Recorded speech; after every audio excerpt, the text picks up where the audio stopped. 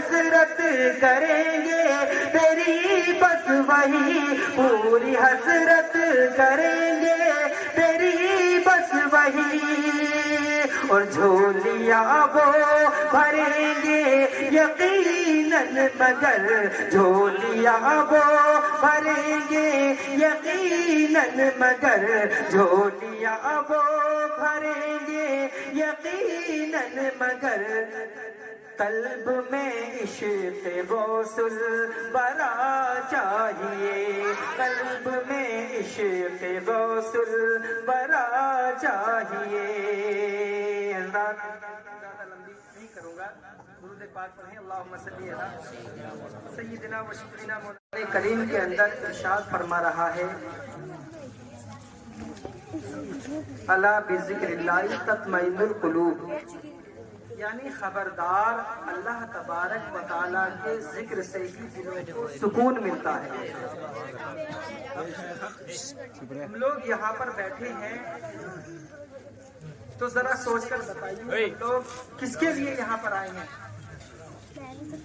بولو، ارے اللہ اور اللہ کے رسول کی ہی محبت میں تو ہم لوگ یہاں پر آئے ہیں، کسی کے باپ کی محبت میں ہم لوگ یہاں پر نہیں آئے۔ اب اللہ فرما رہا ہے کہ خبردار اللہ تبارک و تعالیٰ کے ذکر سے ہی دلوں کو سکون ملتا ہے۔ مسلمانوں کیا رب تبارک و تعالیٰ کا قول کبھی جھوٹا ہو سکتا ہے؟ نہیں۔ اور اب دوسری جگہ اللہ تبارک و تعالیٰ، دیکھیے ایک تو یہ قول ہوا، اب ہم لوگ اگر کوئی یہ سوچنے لگے تو نبی پاک صلی اللہ تعالیٰ علیہ وسلم کا ذکر نہ کریں؟ ارے مسلمانوں، رب تبارک و تعالیٰ کے ساتھ اگر نبی کا ذکر نہ ہو تو ذکر کوئی مکمل نہیں ہو سکتا۔ اللہ تبارک و تعالیٰ نے تو کلمہ شریف کے اندر بھی پیارے آقا صلی اللہ تعالیٰ علیہ وسلم کو شامل کیا۔ تو اللہ کا ذکر اگر پیارے آقا صلی اللہ تعالیٰ علیہ وسلم کا ہم لوگ ذکر کریں گے تو وہ اللہ تبارک و تعالیٰ ہی کا ذکر ہے۔ ہم ان کی تعریف کریں گے، نبی پاک صلی اللہ تعالیٰ علیہ وسلم اگر خوش ہو گئے اللہ تبارک و تعالیٰ خوش ہو جائے گا۔ اللہ فرماتا ہے تم میرا ذکر کرو، تمہارے دلوں کو سکون ملے گا۔ ہم لوگ سکون ڈھونڈتے ہیں چوراہوں پر، ہم لوگ سکون دیکھتے ہیں غلط جگہوں پر، ہم لوگ سکون دیکھتے ہیں آج کل تو شراب کے ٹھیکوں پر بھی سکون دیکھا جا رہا ہے نا۔ اب مسلمانوں ذرا سوچو، وہ گندی نالی سے بنی ہوئی چیز کبھی اس انسان کو، اب ذرا یہ سوچ کر دیکھو کیا کوئی مطلب اس طرح کے انسان کو کوئی پسند کرتا ہے؟ خود اس کا گھر والا اسے اتنی گھن کرتا ہے۔ تو مسلمانوں، اللہ تبارک و تعالیٰ کے رسول جس چیز کو آپ نے حرام فرما دیا تو اس میں بے پناہ غلط ہوگا ہی، خود گھر والوں کے لیے اس میں کتنی پریشانیاں۔ تو اللہ فرما رہا ہے کہیں سکون نہیں ملے گا، تم میری بارگاہ میں آ جاؤ، میرا ذکر کرو، تمہیں سکون ہی سکون دے دوں گا۔ اللہ فرما رہا ہے کسی عام انسان کا ذکر نہیں بلکہ رب تبارک و تعالیٰ کا ذکر کرو، اس کے محبوب بندوں کا ذکر کرو۔ اللہ تبارک و تعالیٰ جب خوش ہو جائے گا تو مسلمانوں ہمیں مال و دولت سے بھی نوازے گا، ہمیں خوشیوں سے بھی نوازے گا، ہمیں اولاد سے بھی نوازے گا، یہاں تک کہ اگر ہم بارگاہ خدا میں اپنے ہاتھوں کو اٹھا کر گر گرا کر دعا کریں گے اللہ ضرور قبول فرمائے گا۔ وہ غفور الرحیم ہے، اللہ تبارک و تعالیٰ معاف بھی کرنے والا ہے۔ مسلمانوں کوئی یہ سوچنے لگ جائے کہ ہمیں اتنا بڑا گناہگار ہوں، کیا اللہ تبارک و تعالیٰ میری توبہ کو بھی قبول فرمائے گا؟ تو اللہ تبارک و تعالیٰ کے رسول پاک کی ایک پیاری سی حدیث سنی۔ ایک واقعہ مجھے یاد آ رہا ہے، ایک بادشاہ کی بارگاہ میں ایک ہریجن جس کو ہری بولتے ہیں نا ہم لوگ، وہ لایا گیا۔ اب جیسے ہی بادشاہ کے دربار میں اس کو لایا گیا، وہ دربار میں آتے ہی بے ہوش ہو گیا۔ کیا ہوا؟ بے ہوش ہو گیا۔ اب جب بے ہوش ہو گیا، اس کو کوشش کی کہ ہاں کسی طرح سے تمام طبیبوں کو بلایا، حکیموں کو بلایا، ڈاکٹروں کو بلایا، لیکن وہ ہوش میں نہیں آ رہا ہے۔ اب مسلمانوں، جب کسی نے تدبیر سوچی کہ یار اس کو پتا چلا کہ ہاں کوئی چالاک انسان تھا، تو اس کو پتا چلا یہ بھنگی ہے۔ اب اس نے کیا کیا، ایک جوتا لے کر آیا نالی میں، اچھے سے آلودہ ہوا جو تمام گندگی اس کے اوپر لگی ہوئی تھی، اس جوتے کو لا کر اس کو سنگھا دیا۔ مسلمانوں جیسے ہی اس کو سنگھایا وہ ہوش میں آ گیا۔ اب جب ہوش میں آ گیا لوگ تعجب میں پڑ گئے، ڈاکٹر کتنے سارے طبیب حکیم لوگوں کو بلائے لیکن وہ ہوش میں نہیں آیا، اور اس بندے نے صرف ایک نالی میں گندے نالی میں کے پانی میں جو جوتا سنا ہوا تھا وہ جوتا لایا، اس کو سنگھایا، یہ ہوش میں آ گیا۔ کہنے لگے یہ کیا بات ہے یار؟ تو اس نے جواب دیا کہ دیکھو اس کی جو طبیعت ہے وہ گندگی میں رہنے کی ہے، اور اس کو نہیں معلوم کہ خوشبوؤں میں کس طرح سے رہا جاتا ہے، تو اس کی طبیعت ہی ایسی ہو گئی ہے کہ اس کو جیسے ہی گندی چیز سنائی اس کو فوراً ہوش آ گیا۔ سبحان اللہ۔ اب اس کو خوشبو میں جب لایا گیا تو اس کے اوپر ایک عجیب سی ہیبت طاری ہو گئی کہ ہاں کبھی اس نے خوشبو سونگھی نہیں، تو اس کو تو عجیب سا لگا، اس کی طبیعت نے اس کو گوارا نہ کیا، تو اس لیے یہ یہاں پہ آ کر بے ہوش ہو گیا، اور میں نے جیسے ہی اس کو گندی نالی میں سنا ہوا جوتا اس کو سنگھایا اس کو فوراً ہوش آ گیا۔ تو ایسے ہی ہم لوگ ہیں، نصیحت کی باتیں ہم لوگ بڑا کم سننا پسند کرتے ہیں، کیوں؟ کیونکہ ہماری طبیعت ہی ایسی ہو گئی ہے، ہمارا معاشرہ ہی ایسا ہو گیا ہے۔ مسلمانوں ٹی وی یا موبائل یا اس طرح کی دیگر چیزیں ہم لوگ پورا دن بھر اس میں پڑے رہیں گے، لیکن کوئی نہیں کرتا ہے، ہمیں اچھا فیل نہیں ہوتا اس کو کرتے ہیں، کیوں؟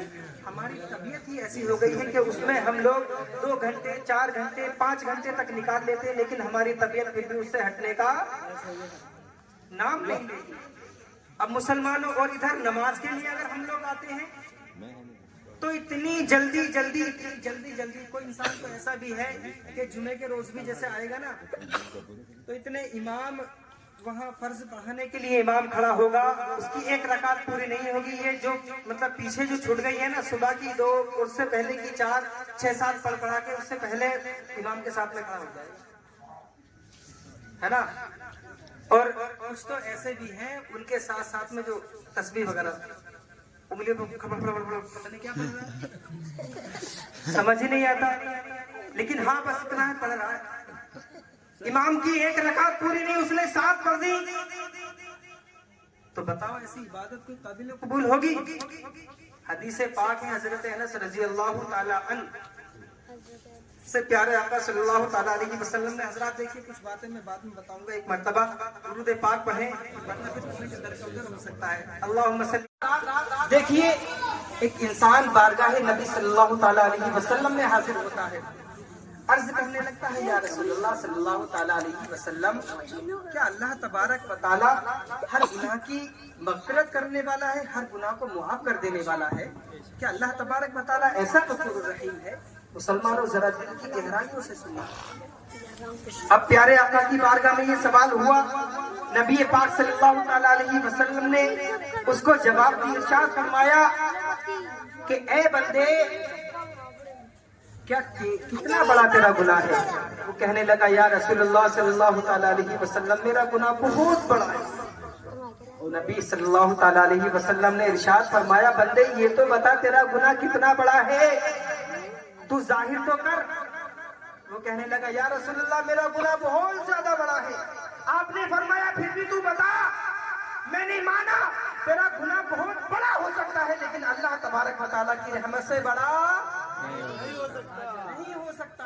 اللہ کی رحمت بہت بڑی ہے، تو یہ بتا تیرا گناہ کیا ہے؟ عرض کرنے لگا یا رسول اللہ صلی اللہ تعالیٰ علیہ وسلم بچپن میری بچی چھوٹی سی تھی، میرے بہت پہلے ٹائم کی بات بتا رہا ہوں یا رسول اللہ صلی اللہ تعالیٰ علیہ وسلم، میں اپنی اس بچی کو اپنے ساتھ میں نہلا دھلا کر اچھے کپڑے پہنا کر اس بچی کو جنگل کی طرف لے گیا یا رسول اللہ صلی اللہ تعالیٰ علیہ وسلم، اور میں نے اپنے ساتھ ایک بھاوڑا اور ایک بالٹی لے رکھی تھی۔ اے میرے رسول صلی اللہ تعالیٰ علیہ وسلم، وہ میری بچی، اس بچی کو میں بہلا پھسلا کر جنگل کی طرف لے گیا تھا۔ اب وہ بچی یہی سوچ رہی ہے شاید میرا باپ میرے ساتھ کوئی کھیل کھیلنے کے لیے مجھے باہر کی طرف لے جا رہا ہے، یا میرا باپ کہیں پر مجھے کسی شادی بیاہ میں کوئی نہ کوئی किसी तरह के फंक्शन में मुझे लेकर जा रहा है, लेकिन उस बच्ची को भी ये मालूम नहीं था। वो बच्ची खुशी खुशी, क्योंकि बाप के साथ तो जाना बच्चों की बड़ी ख्वाहिशें होती हैं, बड़ी आरज़ुएं होती हैं। अब बड़ी खुशी खुशी वो बच्ची चलने लगी।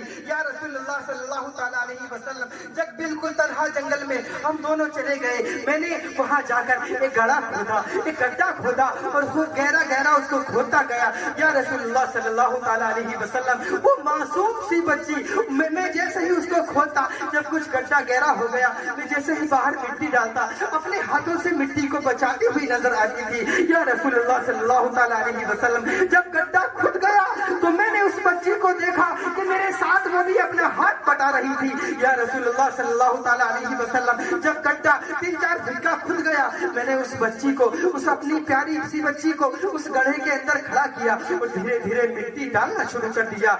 मेरे रसूल सल्लल्लाहु ताला अलैहि वसल्लम, जैसे ही मैं मिट्टी डालता था, साथ ही साथ में जहां तक उसका हाथ जाता था, वो अपने हाथों से खुद अपने कब्र के अंदर मिट्टी डालती चली जाती थी। या रसूलुल्लाह सल्लल्लाहु ताला अलैहि वसल्लम, क्या जब धीरे धीरे मैंने देखा कि हाँ, उसकी जब गर्दन तक मिट्टी पहुंच गई, फिर मैंने तेजी से मिट्टी को डालना शुरू किया। अब तक जो बच्ची सोच रही थी कि शायद मेरा बाप मेरे साथ कोई खेल खेल रहा है, लेकिन अब वो बच्ची समझने लगी कि पता नहीं मेरा बाप मुझे किस जुर्म की सजा दे रहा है।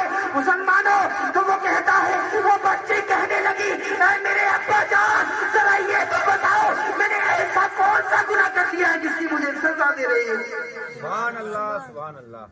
मैंने सोचा, यार अब मुझे अपना दीदार करा दे। मूसा कलीमुल्लाह कहा जाता है ना, अल्लाह तबारक व तआला से मुखातब होने वाले, अल्लाह तबारक व तआला से कलाम करने वाले, अल्लाह तबारक व तआला से बात करने वाले। तो मूसा अलैहिस्सलातु वस्सलाम, और देखिए हमको शबे बारात मिली। अब मुसलमानों, कभी मैं बताऊंगा, पहले वो बात पूरी हो जाए। मूसा कलीमुल्लाह ख्वाहिश करते हैं, आरज़ू करते हैं, ऐ रब मुझे तेरा दीदार करा दे। अल्लाह तबारक व तआला की बारगाह से जवाब आता है, मूसा तुम बर्दाश्त नहीं कर पाओगे, ये नहीं हो सकता। मूसा अलैहिस्सलातु वस्सलाम फिर अर्ज करते हैं, अल्लाह मुझे अपना दीदार करा दे। अल्लाह ने फिर फरमाया, मूसा नहीं हो सकता, तुम बर्दाश्त नहीं कर पाओगे। मूसा अलैहिस्सलातु वस्सलाम ने अर्ज किया, या रसूल अल्लाह, मैं तेरा दीदार करना चाहिए, अल्लाह मैं तेरा दीदार करना चाहता हूँ। अल्लाह ने फिर फरमाया, मूसा नहीं हो सकता, तुमसे बर्दाश्त नहीं हो सकेगा। मुसलमानों, जब चौथी मर्तबा अल्लाह तबारक व तआला के रसूल हजरत मूसा अलैहिस्सलातु वस्सलाम ने अर्ज किया बारगाह खुदाबंदी में, या अल्लाह मैं तेरा दीदार करना चाहता हूँ। तो अल्लाह तबारक व तआला की बारगाह से जवाब आया, मूसा तुम मेरा दीदार तो नहीं, लेकिन मेरी करोड़ों तजल्लियों में से एक तजल्ली मैं उस पहाड़ के ऊपर डालूंगा, तुम उसको देख लेना, उसका दीदार कर लेना। करोड़ों तजल्लियों में से एक तजल्ली मैं फला पहाड़ पर डालूंगा, तुम उसका दीदार कर लेना। अब मुसलमानों, जब करोड़ों तजल्लियों में से एक तजल्ली अल्लाह तबारक व तआला ने पहाड़ के ऊपर नाजिल फरमाई, मूसा अलैहिस्सलातु वस्सलाम ने जैसे ही उसको देखा, फौरन बेहोश होकर गिर गए। अब मुसलमानों, अल्लाह तबारक व तआला की करोड़ों तजल्लियों में से एक तजल्ली देखकर अल्लाह का नबी बेहोश हो सकता है, तो जरा सोचो कितनी पावरफुल वो चीज होगी, कितनी पावरफुल अल्लाह तबारक व तआला का नूर होगा, क्योंकि वो एक नूर है। अब मुसलमानों, इसके बाद जब होश में आए, होश में आने के बाद जैसे ही आंख खुली तो क्या देखते हैं, किसी से कहते हैं कि हाँ, मेरी आंखों में ऐसा नूर आ गया है कि मैं अंधेरी रात के अंदर, काली रात हो और दूर कोई काला पहाड़ हो, उस काले पहाड़ के ऊपर अगर कोई काली चींटी हो, मैं उसको भी देख सकता हूँ। इतनी रोशनी अल्लाह तबारक व तआला ने मेरी आंखों में डाल दी। किसकी वजह से? सिर्फ उस करोड़ों तजल्लियों में से एक तजल्ली की वजह से। अब मुसलमानों, जरा सोचो, मूसा अलैहिस्सलातु वस्सलाम ने तो अल्लाह रब्बुल आलमीन का दीदार नहीं फरमाया, صرف 1 کروڑوں تجلیوں میں سے ایک تجلی کو دیکھا، لیکن میرے نبی، ہمارے نبی، نبی دو جہاں صلی اللہ تعالیٰ علیہ وسلم کو رب تبارک و تعالیٰ نے اپنا دیدار فرمایا، اپنا دیدار کرایا۔ تو ذرا سوچو، جب موسیٰ علیہ السلام کروڑوں میں سے ایک تجلی کو دیکھ کر اندھیری رات میں اندھیرے پہاڑ کے اوپر چلتی ہوئی کالی چیٹی کو دیکھ سکتے ہیں، تو ہمارا نبی جو دیدار سے مشرف ہوئے، تو کیا پوری دنیا میں جو ہو رہا ہے اس کو نہیں دیکھ سکتے؟ کیا بات ہے، آپ نے تو اپنی آنکھوں سے دیدار فرمایا۔ اللہ تبارک و تعالیٰ نے اتنی پاور دی کہ آپ اس کو ایکسپٹ کر سکیں، ورنہ اور نبی کے اندر ایسی پاور اللہ تبارک و تعالیٰ نے نہیں دی تھی۔ صرف ایک تجلی دیکھ کر موسیٰ علیہ السلام بے ہوش ہو گئے۔ تو مسلمانوں فخر کریے اپنے آپ پر، اللہ تبارک و تعالیٰ نے ہمیں ایسی عظیم الشان رات عنایت فرمائی۔ شب برات کے معنی ہے، دیکھیے، چھٹکارے کی رات، بری ہونے کی رات۔ اللہ تبارک و تعالیٰ اس دن ہم لوگ جو چاہیں گے اللہ تبارک و تعالیٰ عنایت فرمائے گا۔ بے شک، سبحان اللہ۔ ہم لوگ مغفرت کی دعا کریں۔ ہمارے جو بڑے بوڑھے چلے گئے ہیں، روایتوں میں آتا ہے کہ وہ اس دن ہمارے دروازوں پر آتے ہیں۔ ہے کوئی ہمارے لیے مغفرت کرنے والا؟ کاش میرے نام پر کسی کو صدقہ دو۔ میرے رشتہ داروں، میرے عزیزوں، وہ عرض گزاریاں کرتے ہیں، میرے نام پر کسی کو کچھ خرچ کرو، میرے نام پر کسی کو کچھ دو، میرے لیے ایصال ثواب کرو، میرے لیے مغفرت کی دعا کرو۔ مسلمانوں، جب ہم اپنے بڑے بوڑھوں کے لیے دعا کرتے ہیں تو ان کے حق میں وہ دعا قبول بھی ضرور ہوتی ہے۔ اللہ تبارک و تعالیٰ کے رسول صلی اللہ تعالیٰ علیہ وسلم،